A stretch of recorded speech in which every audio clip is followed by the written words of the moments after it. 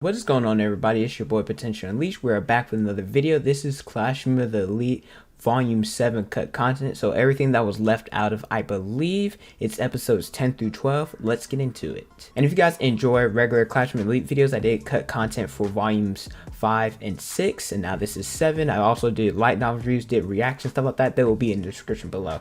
But it starts out with Ryuen, his soliloquy. They did mention this a little bit, but I just want to go a little bit more in depth, talking about how Ryuen has no fear of anything. The fact that he killed a snake in middle school without any fear. He gains pleasure whenever his enemies meet their demise, and he wishes that someone could defeat him. Whenever you're at the top, it's hard, at least for him, to get that pleasure. When you're at the top, when you're the best or at the pinnacle of what you do, it's really hard to find somebody that can compete against you, and it makes things relatively boring. And where he ends up wishing that someone will be able to take him down, where he equates this to kind of matching death, which is kind of weird a little bit, right? How are you going to match, getting defeated, like being put to death? But it is what it is. There was the scenes in the anime version where different students were being stalked, where in fact in the light novel version, the Ayanokouji group, they were stalked, where in the anime version they weren't. The anime version, they made it where Kamuro was the one that was the only one stalking them, where there were people from class he stalking them as well.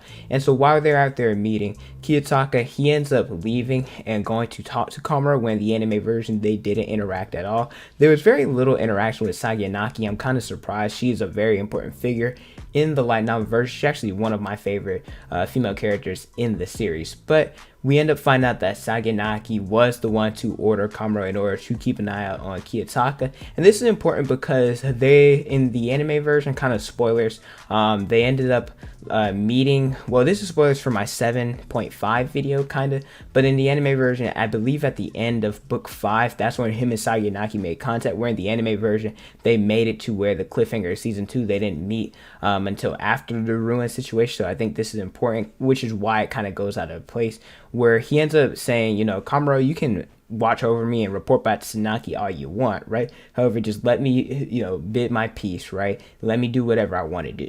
There's also the scene with Hiori and how they interacted. They ended up going to lunch in the light novel version after they first met. I thought they were going to adapt that in the next episode, but they didn't. It just showcases how him and Hiori are getting closer to each other, where they go to lunch to talk about books. He ends up carrying her purse or bag where it's kind of heavy. He's like, well, what's all in here? And she keeps books in the bag just so she can meet somebody who has the same taste as her, which is in this case is Kyotaka, where she offers him some books for her to borrow. They talk about it, etc. Nobody in her class has the same taste, and so I find this cool, right? They end up talking, going about their day, right? Really dope interaction. Another one of my favorite characters in the series is Siori. Then there's the discussion with the Ayanokouji group. They meet up where Hasebe, she's talking to Kyotaka, asking him if he's dating Hiori because she saw them eating lunch together. They're trying to figure out who X is. Well, Ari suggested Kyotaka because he's so quiet and he's cunning and actually surprisingly smart, but he ends up brushing it off, right? There's also the interaction with Chabishira, where Sato, she asks to go out with or spend some time with Kyotaka, where he declines. In the anime version, they had Chabishira meet him after after he talked to Hiori. However, in the anime version, in the light novel version, a little bit different, and the reason was because Chabishira, she wanted to meet him on his own. It was a little weird. I don't know why they changed the anime version. I feel like the light novel version was a little bit better, and I guess that was just a segue for them to cut off the whole Hiori situation. There's also a scene with Nagmo that was left out. He was talking with this girl. We then find out her name and a little bit more importance about her in books 8 and books 10, and she's a little bit in year 2 as well.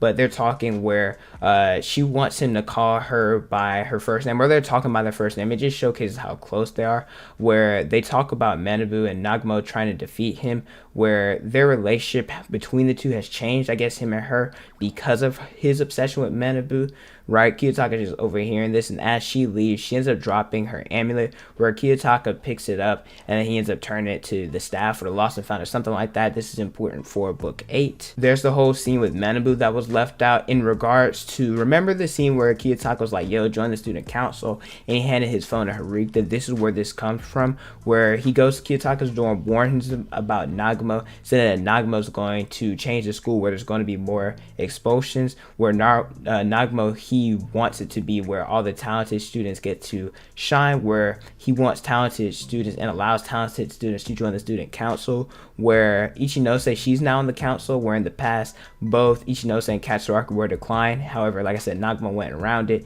and enforced where Ichinose could go in, where Malibu, he wants Kyotaka to do something about Nagmo, like, yo, you could join the council, but you know, he already doesn't want to do that. So he's like, yo, you can exploit Suzune, right? You can come up with whatever lie, just get somebody on the inside into the council, where this is where they finally get to exchange contact information. There's some interactions with Ichinose and Saganaki where they're like, yo, Kyotaka, you're hanging out with these people, this is kind of unusual, where we find out during the paper shuffle, Class B lost to Class A by 2 points, where Keisei, he makes the bold claim like, yo, they're gonna make it to Class A, where Saganaki laughs, right? Where it changed the anime version, they didn't have any interactions. Like I said, I'm kind of mad that they're limiting Ichinose and Sakanaki's interaction. I feel like in season 1 it was all about Harita, season 2 is all about Kei, but I need like the other women in this series to get some more love, because I love them just as much. Well, maybe not just as much, but I love them just as, you know, on the level of Kei, they're up there as well. The rooftop scene, it was changed a little bit. The reason, if you guys didn't know,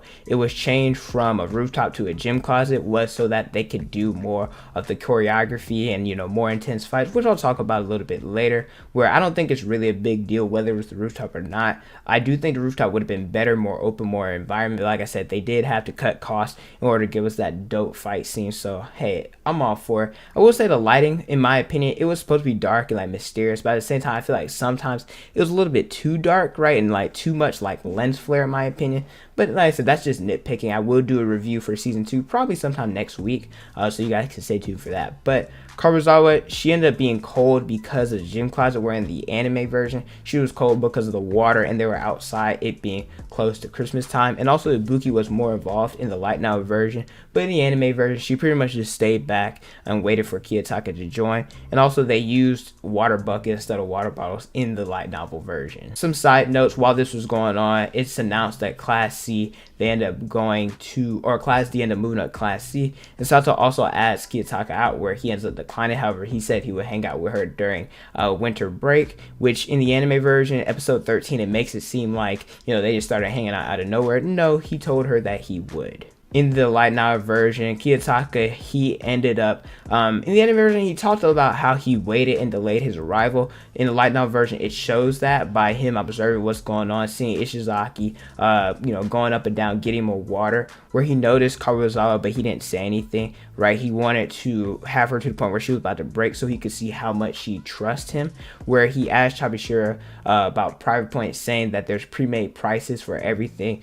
We know that, I think, to transfer class, I don't know if they've announced it yet, but that's a specific amount, Sudo's test point, right? I think it was 100,000, different things, right? He just wanted to confirm how much you can buy with private points, because we know that's the lifeline. You can do anything as long as you have private points within the school. In the light novel version, during the fight, he actually played around with Ibuki a little bit more, where he ended up dodging her and he ended up choking her and slamming her to the ground, which knocked her out. But in the anime version, I guess they had to censor it a little bit. He just did a little karate chop to the throat or to the side of the neck. And I will say, I want to applaud the anime version. They showcased different fight styles. I don't know fighting style like that, but I know they did some boxing, some taekwondo, some karate, and probably a lot of other ones, maybe jiu-jitsu, some taito, and other stuff, but I don't want to be like incorrect. So if you guys know what fighting style they use, let me know in the comment section below.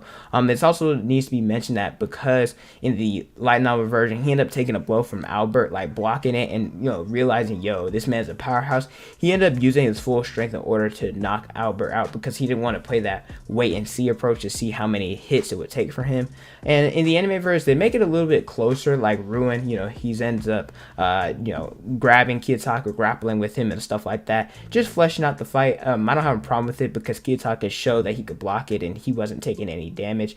But I will say one thing that I do gripe a little bit about it, in the light novel version, I feel like the scene where he, you know, was in that top mountain, he was just, you know, using hammer fist and like just going crazy on him. I feel like in the light novel version, Kyotaka showed more emotion behind it, and that's just like a gripe for the anime version altogether. I feel like the manga Kyotaka is kind of weird, I'm not gonna hold you, but I feel like in the light novels, Kyotaka, he is like a stone cold like brother, but at the same time, I feel like he does showcase some emotion a little bit. And I feel like it was lacking a little bit in the anime version, but like I said, that's kind of nitpicking. In the anime version, in conclusion, Kyotaka wakes up Ryuen, where Ryuen says he'll do anything to win, even reporting to the school, where Kyotaka, he says there's a third-party witness, which is why he had Malibu go there.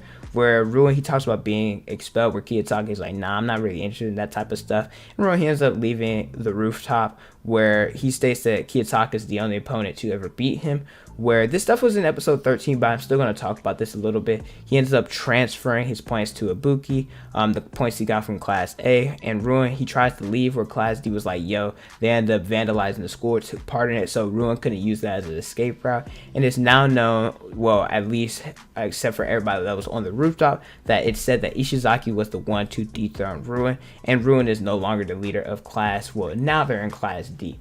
Overall, I feel like this, aside, like, they did leave out some stuff here and there, but they made up for it. That fight scene was phenomenal. I rewatch it all the time. I feel like they did a pretty decent job. I give this adaptation probably about a 6 or a 7 out of 10. It wasn't bad. A lot of dope moments, a lot of hype moments, so I'm pretty excited and pretty happy about that. Can't wait for season 3.